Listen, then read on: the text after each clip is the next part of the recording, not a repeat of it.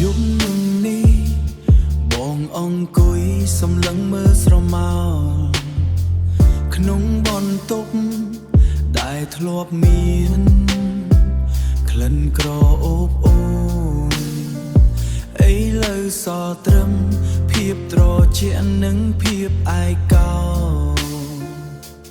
បងព្យាយាម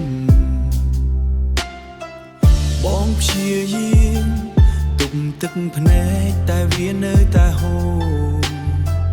ដឹងទេអូនចិត្តដែលខ្ទេចខ្ទាំវានៅតែហៅឈ្មោះអូនទួងដឹងថាអូនមានគេក្បែរកាយហើយក្តីមុននឹងអូន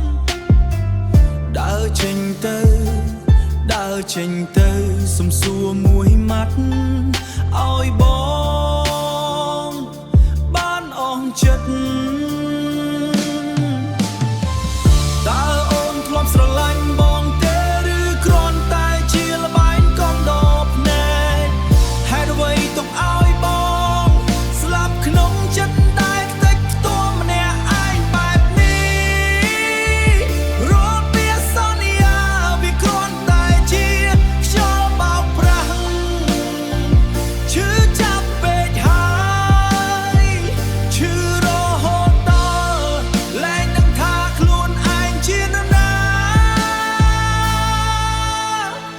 បើមិនស្រឡាញ់កុំផ្ដល់ក្តីសង្ឃឹមឲ្យបងតាំងពីដំបូងឥឡូវបេះដូងបងវាបែកអស់ហើយរឿងមកវិញមិនបានទុកឲ្យបងរស់ជាមួយភាពឈឺចាប់ចុះចិត្តដែលខ្ទេចខ្ទាំសល់ត្រឹមស្រមោលតើអូនធ្លាប់ស្រឡាញ់បង